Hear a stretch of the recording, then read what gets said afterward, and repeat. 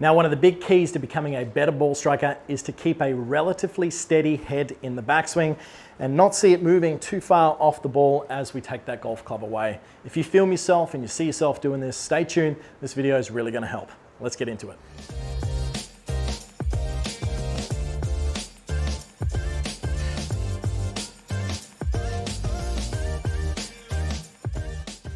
Welcome back to the channel, guys. Kerrod here in the studio at Joondalup Resort. Before we get stuck in, please go down below, click subscribe, click that little bell so you get notified of all the great content coming your way. Alrighty, so in today's lesson, we're going to be talking about how to keep a steady head in the backswing.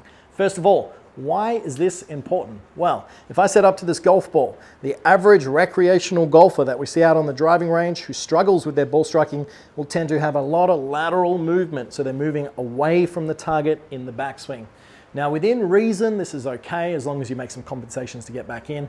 But if you're really struggling with your ball striking, you're tending to hit fat shots and thin shots and everything in between, well, this is usually a great place to start to help you get a little bit more consistency with how you move in the backswing and therefore your ability to get that golf club hitting the ball first in the downswing and at impact. So what we're looking for here from the address position, if you look at my head, what we want to see is throughout the whole motion is that the head would stay relatively in the same spot. Now, it is allowed to swivel. We are allowed to have a little bit of tilt to our neck, and that's going to allow my body to sufficiently turn.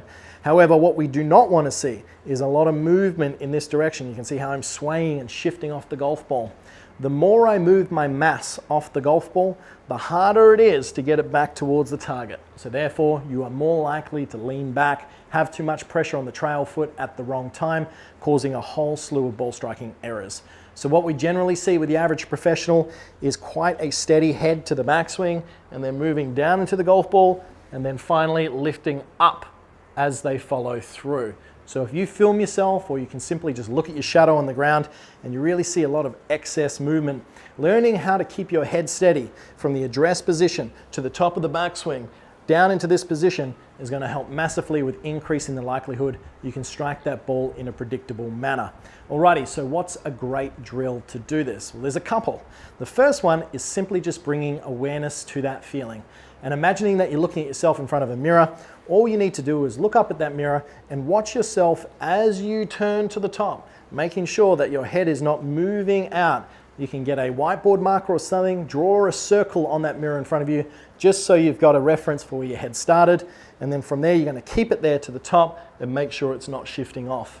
Keep watching yourself as you do it, because from the top of the backswing here and coming down, we want to keep it relatively in the same spot. It's allowed to go up and down a little bit within reason, but certainly not allowed to drift too much in either direction. So if you're able to do that, well, that's a great reference, or a great dry drill, as we call it, without hitting golf ball, that can give you a good idea of what that should feel like. Now, taking that onto the driving range, how do we train this? How do we practice this?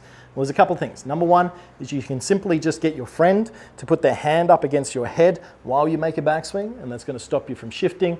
You could get a noodle. You could place it up against your head once again to give you some sort of reference, and simply just make swings doing that.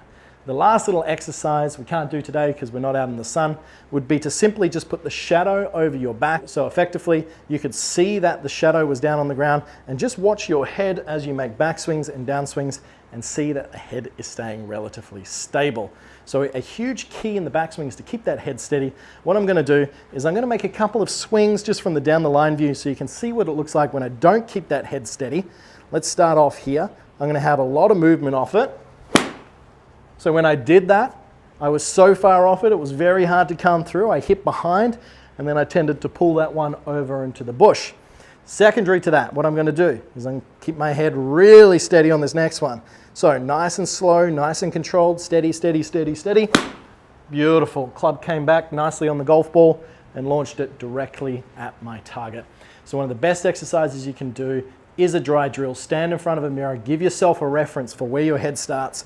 The best ball strikers in the world, they tend to keep a relatively steady head to the backswing, making sure their body is pivoting on top and not drifting too much off the golf ball. So if you feel like you're struggling with this, try these exercises out.